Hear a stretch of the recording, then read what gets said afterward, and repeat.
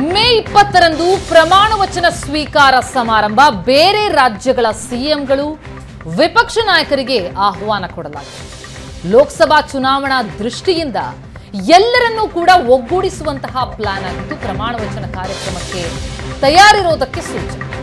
ಸರ್ಕಾರದ ಮುಖ್ಯ ಕಾರ್ಯದರ್ಶಿಗೆ ಸಿದ್ಧತೆ ಮಾಡಿಕೊಳ್ಳೋದಕ್ಕೆ ಸೂಚನೆ ಕೊಡಲಾಗಿದೆ. ಇವತ್ತು ಸಂಜೆ ಬೆಂಗಳೂರಿಗೆ ಬರ್ತಿದ್ದಾರೆ ಸಿದ್ದು ಡಿಕೆಶಿ. ಪ್ರತ್ಯೇಕವಾಗಿ ಆಗಮಿಸಲಿದ್ದಾರೆ ಸಿದ್ದರಾಮಯ್ಯ ಮತ್ತು ಡಿಕೆ ಶಿವಕುಮಾರ್.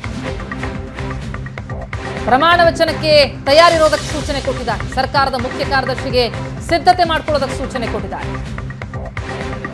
ಇವತ್ತು ಸಂಜೆ ಬರ್ತಾರೆ, ಪ್ರತ್ಯೇಕವಾಗಿ ಆಗಮಿಸುತ್ತಾರೆ ಬೆಂಗಳೂರಿಗೆ ಸಿದ್ದರಾಮಯ್ಯ ಮತ್ತು ಡಿಕೆ ಶಿವಕುಮಾರ್.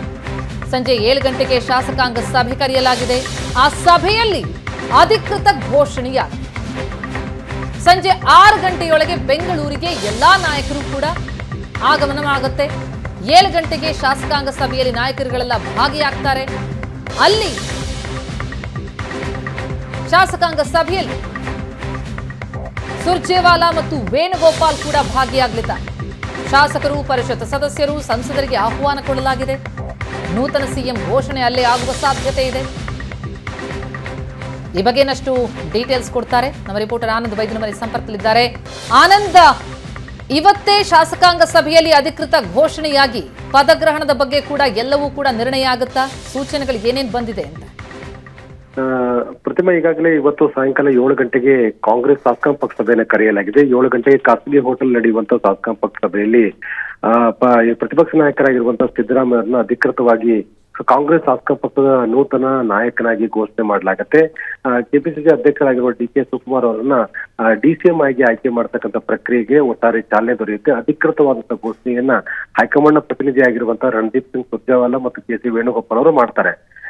ಕಳೆದ ಭಾನುವಾರ ನಡೆದಂತ ಕಾಂಗ್ರೆಸ್ ಶಾಸಕಾಂಗ ಪಕ್ಷ ಸಭೆಯಲ್ಲಿ ಒಂದು ಸಾಲಿನ ನಿರ್ಣಯವನ್ನು ತೆಗೆದುಕೊಳ್ಳಲಾಗಿತ್ತು.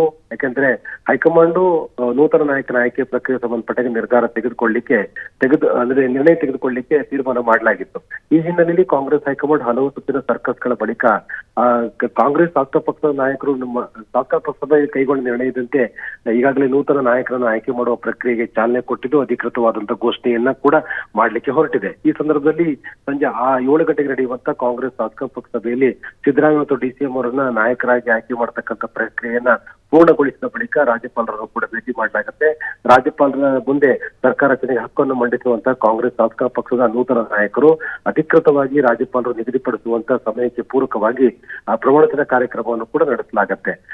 ರಾಜ್ಯಪಾಲರು ಸಹಜವಾಗಿ ಶಾಸಕ ಪಕ್ಷದ ನಾಯಕರು ಸೂಚಿಸುವಂತಹ ಒಂದು ದಿನಾಂಕಕ್ಕೆ ಸಹಮತವನ್ನು ವ್ಯಕ್ತಪಡಿಸಿದ್ದಾರೆ. ಈಗಾಗಲೇ ನಿರ್ಧಾರ ಮಾಡಿದಂತೆ ಶನಿವಾರ ಮಧ್ಯಾಹ್ನ 12:30ಕ್ಕೆ ನೂತನ ಮುಖ್ಯಮಂತ್ರಿಗಳ ಪ್ರಮಾಣವಚನ ಕಾರ್ಯಕ್ರಮಕ್ಕೆ ದಿನಾಂಕವನ್ನು ಕೂಡ ಸಮಯ ಮತ್ತು ದಿನಾಂಕವನ್ನು ಕೂಡ ನಿಗದಿ ಮಾಡಿರುವಂತಹ ಹಿನ್ನೆಲೆಯಲ್ಲಿ ರಾಜ್ಯಪಾಲರು ಕೂಡ ಇದಕ್ಕೆ ಸಹಮತವನ್ನು ವ್ಯಕ್ತಪಡಿಸ್ತಾರೆ. ಹಾಗಾಗಿ ಶನಿವಾರ ದಿನ 12:30ಕ್ಕೆ ಅಂದ್ರೆ ಈ 20 ತಾರೀಕು 12:30ಕ್ಕೆ ಅಧಿಕೃತವಾಗಿ ನೂತನ ಮುಖ್ಯಮಂತ್ರಿಗಳ ಪ್ರಮಾಣವಚನ ಕಾರ್ಯಕ್ರಮವನ್ನು ಮಾಡಲಿಕ್ಕೆ ತಯಾರಿಯನ್ನು ಕೂಡ ರಾಜ್ಯ ಮುಖ್ಯ ಕಾರ್ಯದರ್ಶಿಗಳಿಗೆ ಸೂಚನೆ ಕೊಡಲಾಗಿದೆ. ಮುಖ್ಯ ಕಾರ್ಯದರ್ಶಿಗಳು ಅಧಿಕೃತವಾದ ತಯಾರಿಗಳನ್ನು ಕೂಡ ಮಾಡ್ತಾರೆ.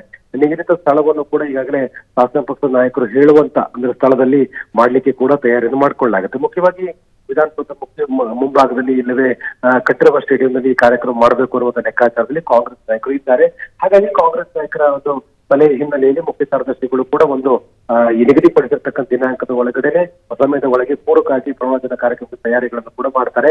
ಮತ್ತು ಈ ಕಾರ್ಯಕ್ರಮ ನಿಗದಿಯಂತೆ ನಡೆಯುವ ಸಂದರ್ಭದಲ್ಲಿ ಬೇರೆ ಬೇರೆ ರಾಜ್ಯಗಳ ಮುಖ್ಯಮಂತ್ರಿಗಳಿರ್ಬೋದು ಮತ್ತು ಪ್ರಮುಖವಾಗಿ ವಿರೋಧ ಪಕ್ಷದ ನಾಯಕರನ್ನು ಕೂಡ ಭಾಗಿಯಾಗ್ತಾರೆ. ಯಾಕಂತಂದ್ರೆ ಈ ಒಂದು ಪ್ರಮಾಣವಚನ ಕಾರ್ಯಕ್ರಮ ಕೇವಲ ಇದು ಮುಖ್ಯಮಂತ್ರಿಗಳು ಮತ್ತು ಉಪಮುಖ್ಯಮಂತ್ರಿಗಳ ಪ್ರಮಾಣವಚನಕ್ಕಷ್ಟೇ ಸೀಮಿತವಾದಂತಹ ಕಾರ್ಯಕ್ರಮ ಅಲ್ಲ. ಬದಲಾಗಿ ಮುಂಬರ್ತಕ್ಕಂಥ ಲೋಕಸಭಾ ಚುನಾವಣೆ ದೃಷ್ಟಿಯಲ್ಲೂ ಕೂಡ ಬಹಳ ಪ್ರಮುಖವಾಗಿರುವಂತಹ ಒಂದು ಕಾರ್ಯಕ್ರಮವಾಗಿ ಮಾರ್ಪಡಿಸ್ತಕ್ಕಂಥ ಆ ಮೂಲಕ ರಾಷ್ಟ್ರೀಯ ನಾಯಕರಿಗೆ ಸಂದೇಶ ಕೊಡುವ ನಿಟ್ಟಿನಲ್ಲೂ ಕೂಡ ಈ ಕಾರ್ಯಕ್ರಮವನ್ನು ನಡೆಸಲಾಗುತ್ತೆ. ಯಾಕಂತಂದ್ರೆ ಲೋಕಸಭಾ ಚುನಾವಣೆ ದೃಷ್ಟಿಯಿಂದ ವಿರೋಧ ಪಕ್ಷದೆಲ್ಲವೂ ಕೂಡ ಒಟ್ಟಾಗ್ತಾ ಇರುವಂತಹ ಹಿನ್ನೆಲೆಯಲ್ಲಿ ಎಲ್ಲ ನಾಯಕರಿಗೆ ಕೂಡ ಆಹ್ವಾನವನ್ನು ಕೊಡಲಾಗುತ್ತೆ. ಬಹುಶಃ ಈ ಬಗ್ಗೆ ಇನ್ನಷ್ಟು ಡೀಟೇಲ್ಸ್ ನಿಮ್ಮಿಂದ ಪಡಿತೀನಿ ಆನಂದ್. ಸಂಪರ್ಕದಲ್ಲಿ ಸಿದ್ದುಗೆ ಸಿಎಂ ಪಟ್ಟದ ಹಿಂದೆ ಹೈಕಮಾಂಡ್ ನ ಲೆಕ್ಕಾಚಾರ ಏನು ಅಂತ ನಾವು ನೋಡ್ತಾ ಹೋದ್ರೆ, ಲೋಕಸಭಾ ಚುನಾವಣೆಯನ್ನ ದೃಷ್ಟಿಯಲ್ಲಿಟ್ಕೊಂಡು ಈ ನಿರ್ಧಾರಕ್ಕೆ ಬರಲಾಗಿದೆ. ಸಿದ್ದುಗ್ ಸಿಎಂ ಪಟ್ಟ ಕಟ್ಟಿದ್ರೆ ಲೋಕಸಭಾ ಚುನಾವಣೆಯಲ್ಲಿ ಹೆಚ್ಚಿನ ಲಾಭ ಆಗತ್ತೆ ಅನ್ನೋದು ಹೈಕಮಾಂಡ್ ನ ಲೆಕ್ಕಾಚಾರ. ಅಹಿಂದ ಮತ ಬ್ಯಾಂಕ್ ಮೇಲೆ ಕೈ ಹೈಕಮಾಂಡ್ ಕಣ್ಣಿಟ್ಟಿದೆ. ಹೀಗಾಗಿ ಹೈಕಮಾಂಡ್ನ ರಾಜಿ ಸೂತ್ರಕ್ಕೆ ಡಿಕೆ ಶಿವಕುಮಾರ್ ಸಮ್ಮತಿ ಸೂಚಿಸಿದರು. ಕೊನೆಗೂ 5 ದಿನಗಳ ಬಳಿಕ ಸಿಎಂ ಆಯ್ಕೆ ಕಗ್ಗಂಟು ಕರಗಿತು. ತಿಳಿಯಾಯ್ತು ವಾತಾವರಣ. ಸಿದ್ದು ಆಯ್ಕೆಗೆ ಸಿಎಂ ಗದ್ದುಗೆಯನ್ನು ಅವರಿಗೆ ಬಿಟ್ಟುಕೊಡೋದಕ್ಕೆ ಡಿಕೆಶಿ ಸಿದ್ಧ ಆದರು. ಹೈಕಮಾಂಡ್ನ ರಾಜಿ ಸೂತ್ರದ ಲೆಕ್ಕಾಚಾರ ಏನು ಅಂತ ನೋಡ್ತಾ ಹೋದಾಗ ಬರಲಿರುವ ಲೋಕಸಭಾ ಚುನಾವಣೆ ಎದುರಿಗೆ ಕಾಣಿಸ್ತಾ ಇದೆ. ಎಸ್ ಆನಂದ್, ತಾವು ವಿವರಿಸ್ತಾ ಇದ್ರಿ ಲೋಕಸಭಾ ಚುನಾವಣೆ ಅಂತ ಅನ್ನೋದು ಈಗ ಪ್ರಮುಖವಾಗಿ ಮುಂದಿರುವಂತಹ ದೃಷ್ಟಿಕೋನ ಹೈಕಮಾಂಡ್ ಪಾಲಿಗೆ ಅಂತಂದ್ರೆ ಸಿದ್ದರಾಮಯ್ಯ ಅವರೇ ಸಿಎಂ ಆಗಿದ್ರೆ ಲಾಭದಾಯಕ ಆಗತ್ತೆ ಅನ್ನುವಂಥದ್ದನ್ನ ಡಿಕೆ ಶಿವಕುಮಾರ್ ಅವರಿಗೆ ಮನವರಿಕೆ ಮಾಡಿಕೊಡಲಾಯ್ತಾ? ಏನ್ ಲೆಕ್ಕಾಚಾರ, ಯಾವ ರೀತಿಯಲ್ಲಿ ಇದನ್ನ ತಿಳಿಪಡಿಸಲಾಯ್ತು? ಎಸ್, ಮುಂಬರ್ತಕ್ಕಂಥ ಲೋಕಸಭಾ ಚುನಾವಣೆ ಸಹಜವಾಗಿ ಎಲ್ಲಾ ರಾಜಕೀಯ ಪಕ್ಷಗಳಿಗೆ ಬೇರೆ ಬೇರೆ ರೀತಿಯಾಗಿರ್ತಕ್ಕಂಥ ಒಂದು ಸಂದೇಶ ಕೊಡುವ ನಿಟ್ಟಿನಲ್ಲಿ ಇರುವಂತ ಹಿನ್ನೆಲೆಯಲ್ಲಿ ಸಹಜವಾಗಿ ಈ ಲೋಕಸಭಾ ಚುನಾವಣೆಯನ್ನು ಕಾಂಗ್ರೆಸ್ ಅತ್ಯಂತ ಗಂಭೀರವಾಗಿ ತೆಗೆದುಕೊಂಡಿದೆ. ಮುಖ್ಯವಾಗಿ ದಕ್ಷಿಣ ಭಾರತದಲ್ಲಿ ಬಿಜೆಪಿಗೆ ಇದ್ದಂತ ದೊಡ್ಡ ರಾಜ್ಯ ಅಂದ್ರೆ ಕರ್ನಾಟಕದಲ್ಲಿ ಇವತ್ತು ಬಿಜೆಪಿ ಸೋತಿರುವಂತ ಕಾರಣಕ್ಕಾಗಿ ಲೋಕಸಭಾ ಚುನಾವಣೆಯಲ್ಲಿ ಕೂಡ ಅತಿ ಹೆಚ್ಚು ಸ್ಥಾನಗಳು ಅಂದ್ರೆ 20ಕ್ಕೂ ಹೆಚ್ಚು ಸ್ಥಾನಗಳನ್ನ ಗೆಲ್ಲಬೇಕು ಅನ್ನುವಂತ ಸಂಕಲ್ಪವನ್ನ ಕಾಂಗ್ರೆಸ್ ಮಾಡಿದೆ. ಅದಕ್ಕೆ ಬೇಕಾಗಿರುವಂತ ತಯಾರಿಗಳನ್ನು ಕೂಡ ಮಾಡ್ಕೊಳ್ತಾ ಇದೆ. ಈ ಬಾರಿಯ ಚುನಾವಣೆ ಒಟ್ಟಾರೆ ವಿಶ್ಲೇಷಣೆ ಮಾಡಿದಾಗ ಅಹಿಂದ ವರ್ಗ ದೊಡ್ಡ ಪ್ರಮಾಣದಲ್ಲಿ ಕಾಂಗ್ರೆಸ್ನ ಬೆಂಬಲಿಸಿರ್ತಕ್ಕಂಥದ್ದು ಬಹಳ ಸ್ಪಷ್ಟವಾಗಿ ಕಂಡು ಬಂದಿದೆ. ಆ ಕಾರಣಕ್ಕಾಗಿ ಸಿದ್ದರಾಮಯ್ಯ ಬೆನ್ನಿಗೆ ನಿಂತಿದೆ ಎನ್ನಲಾದಂತ ಅಹಿಂದ ವರ್ಗದ ಮತವರ್ಗ ಸಹಜವಾಗಿ ಇನ್ನು ಮುಂದೆ ಕೂಡ ಲೋಕಸಭಾ ಚುನಾವಣೆ ಸಂದರ್ಭದಲ್ಲೂ ಕೂಡ ಮುಂದುವರಿಬೇಕು ಅನ್ನುವಂತ ಲೆಕ್ಕಾಚಾರ ಇರುವಂತ ಕಾರಣಕ್ಕಾಗಿ ಸಿದ್ದರಾಮಯ್ಯರನ್ನ ಲೋಕಸಭಾ ಚುನಾವಣೆಯಲ್ಲಿ ಮುಂದಿಟ್ಟುಕೊಂಡು ಚುನಾವಣೆ ಎದುರಿಸಬೇಕು ಅನ್ನುವಂತ ತೀರ್ಮಾನಕ್ಕೆ ಬಂದು ಈಗ ಸಿದ್ದರಾಮಯ್ಯರನ್ನ ಮುಖ್ಯಮಂತ್ರಿ ಮಾಡುವಂತ ನಿಲುವಿಗೆ ಕಾಂಗ್ರೆಸ್ ಹೈಕಮಾಂಡ್ ಬಂದಿರತಕ್ಕಂಥದ್ದು.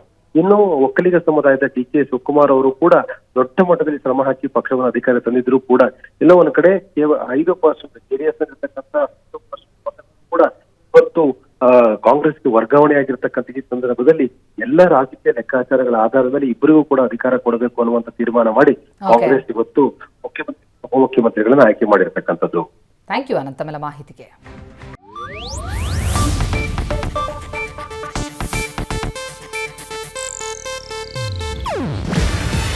ಇದು ಏಷ್ಯಾನೆಟ್ ನ್ಯೂಸ್ ನೆಟ್ವರ್ಕ್ ಪ್ರಸ್ತುತಿ. ನೀವು ನೋಡ್ತಿದ್ದೀರಾ ಏಷ್ಯಾನೆಟ್ ಸುವರ್ಣ ನ್ಯೂಸ್.